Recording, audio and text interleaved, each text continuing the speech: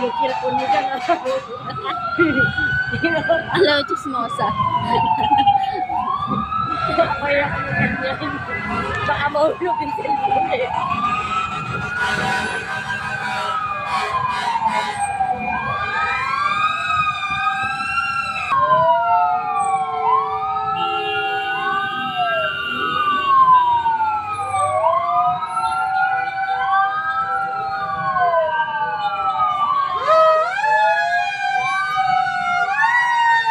Nakabukas yung damit eh.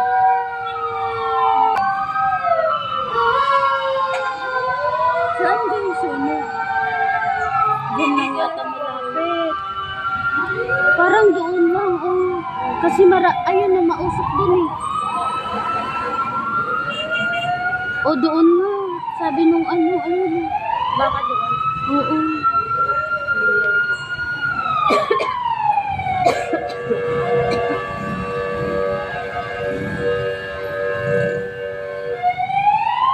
Diyos ko, bago pa makarating doon. Wala na. Tupok na yung tupok na yung mga tao. Tapos yung mga sasakyan ayaw tumabi. Oo. Ayun, dyan lang oh. Diyan lang po siguro sa harapan na yan eh. Dyan lang nga. Ayun Yung oh. junk shop. Ano ba? Oo. Ayun, doon lang.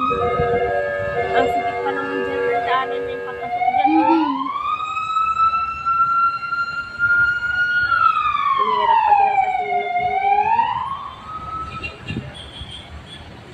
Gusto mo. Mantala sa may... Huwag naman dito sa atin. Sa may abroad, hindi ganyan. Hindi nagaganyan yung mga ano. Oo. Yung kuryente. Yung mga kuryente. Yung kuryente doon nasa nakabaon. Kahit anong dami ng sasakyan, hindi ano eh. Dito, naku, Diyos ko.